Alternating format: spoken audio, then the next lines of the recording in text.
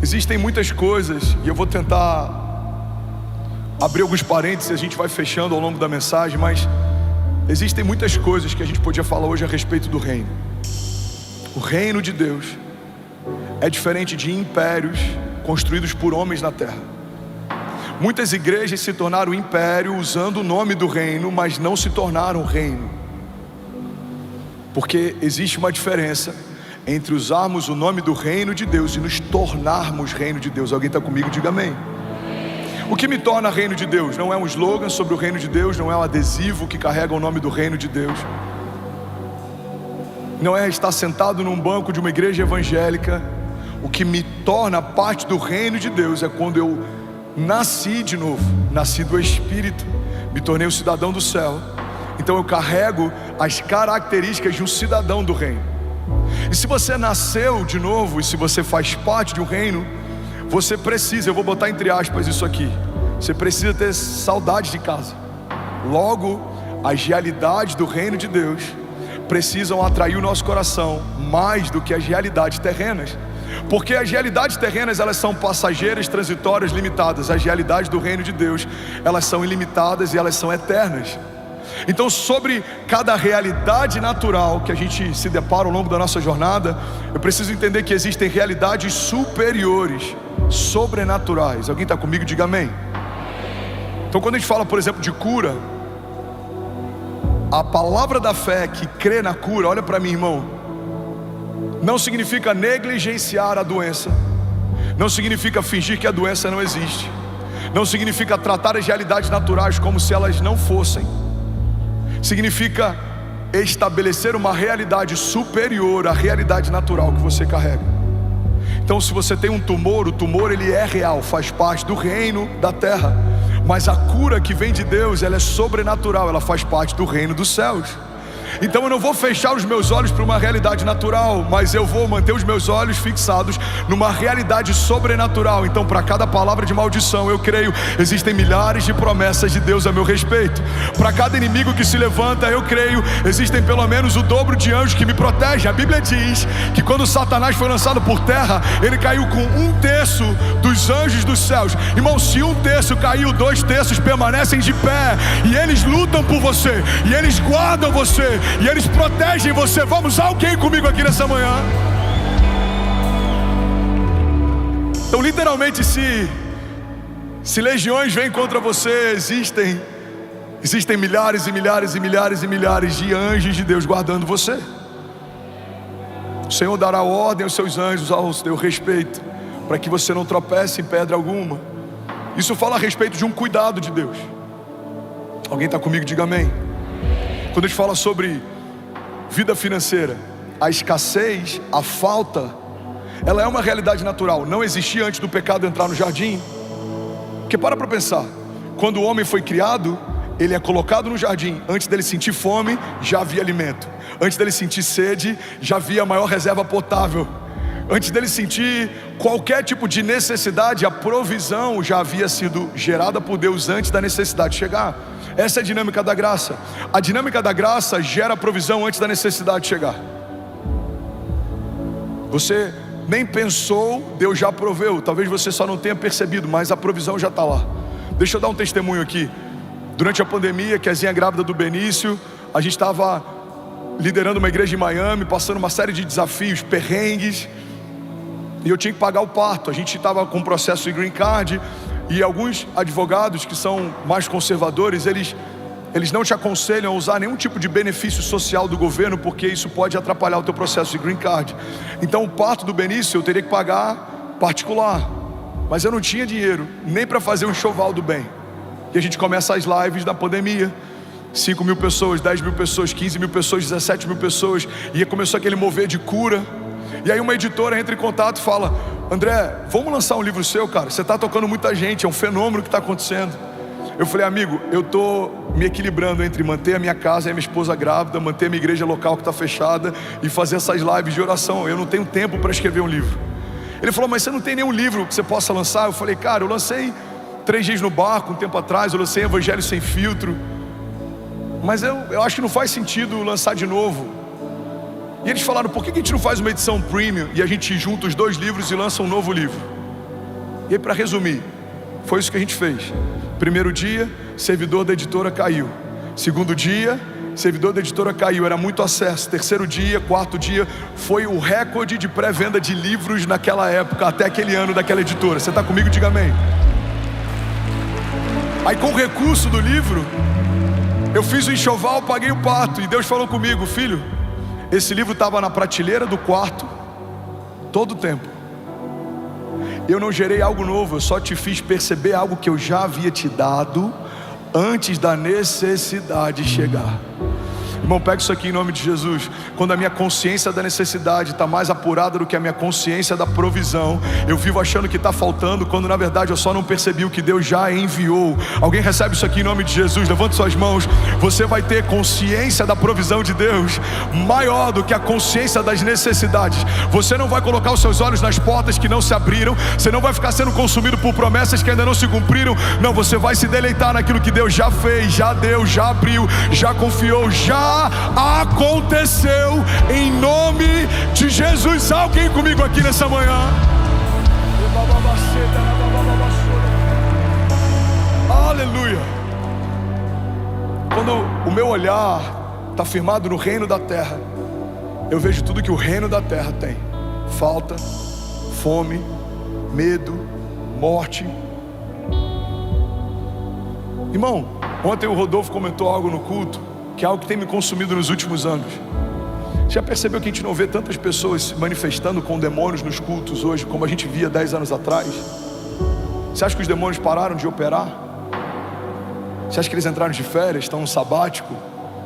Estão repensando o que eles vão fazer da vida? Eu estou cansado dessa vida de demônio, já tem muito tempo, deixa eu me recolocar no mercado. Não, eles continuam operando, eles só mudaram o modus operandi. Como que hoje Satanás tem operado? Na nossa mente. Você não precisa de uma mão torcida para ser impedido, você só precisa de uma mentalidade cativa. Se você tem uma mentalidade de escassez, você não prospera. Se você tem uma mentalidade de desonra, você não cresce. Se você tem uma mentalidade egoísta, você não celebra o milagre que Deus está fazendo na vida do outro. Isso cria um impedimento do milagre de Deus na sua vida.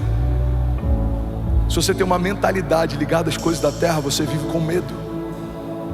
O medo é uma expressão de dúvida. Pega isso aqui, irmão. O medo, todo tipo de medo, é uma expressão de dúvida. Eu tenho medo de morrer, eu tenho uma dúvida, eu não sei se Deus vai me manter, eu não sei se a minha saúde está bem, eu não sei se eu vou continuar de pé. Eu tenho medo de falir, é uma dúvida, eu não sei se eu vou conseguir suprir a minha empresa, eu não sei se eu vou conseguir manter ela aberta, eu não sei se eu vou pagar os funcionários. Irmão, todo medo é uma expressão de dúvida. E o que é a fé? A fé é o oposto da dúvida. Logo, a fé é o oposto do medo. A fé é uma firme convicção, é a prova de coisas que não se veem. A fé é uma dinâmica de antecipação, é tratar as coisas que não são como se já fossem.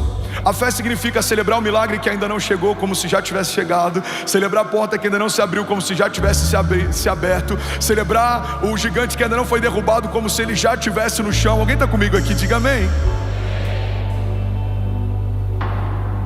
Então, quando a minha mentalidade está focada só nas coisas do reino natural, eu vivo com medo, porque o reino natural é um reino que não está estabelecido sobre algo que é inabalável. Pelo contrário, o reino natural, ele é abalável, ele é corruptível.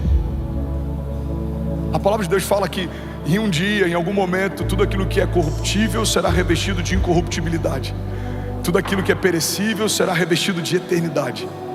O que significa isso? Realidade do reino dos céus se estabelecendo sobre as realidades da terra. Você quer um exemplo? Quando Adão peca, quais são as consequências do pecado de Adão? O afastamento do jardim da presença de Deus, mas também algumas sentenças são estabelecidas sobre ele. Alguém está recebendo algo de Deus aqui nessa manhã? Então, a nossa vida passa a ter um prazo de validade de 120 anos, não vai passar. A morte entra em cena depois do pecado, não fazia parte da história antes do pecado. Agora você, mulher, vai ter dores de parto. Até as dores de parto são uma consequência do pecado. Não havia dor na gestação, agora a gente precisa gerar com dores, mas antes não. A gestação era leve, A partir do pecado, a gestação envolve processo, envolve lágrima, envolve choro. Outra dinâmica: a partir do sol do teu trabalho você vai colher. Ou seja, se você trabalha, tem. Se você trabalha, não tem. Somos reféns da nossa performance. Mas tudo isso é pós-queda. A graça, a redenção, o termo redenção significa resgate. Ou seja, significa que Jesus nos trouxe de volta para as realidades do jardim. Então, irmão, a morte não é mais o final da história de quem está com Jesus. A morte é só um intervalo, porque estamos acessando a vida eterna. Não é só para esses dias que Deus tem palavras para você. Deus tem palavras de vida eterna para você. Aquela declaração de Pedro é uma das mais poderosas que um discípulo poderia dizer naqueles dias. Para onde iremos nós, Senhor, se só Tu tens palavras de vida eterna? Não é mais sobre o suor do teu trabalho. A Bíblia diz: Deus dá àqueles a quem Ele ama enquanto dormem.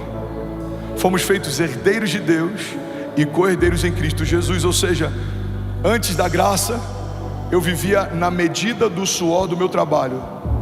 Agora, debaixo da graça, eu vivo na medida da minha semeadura e da minha dependência de Deus. Aquele que semeia pouco, pouco colherá. Aquele que semeia muito, muito colherá. Você vai falar: pastor, mas isso não é performance? Não, não é. A performance debaixo da graça ela é diferente. Você semeia 1, você colhe 30. Você semeia 1, você colhe 100. Você semeia 1, você colhe 1000 vezes mais. Irmão, o que você vai colher não é proporcional ao que você semeou. Você vai fazer o que você pode fazer, mas o Senhor vai fazer por você aquilo que só o Senhor poderia fazer.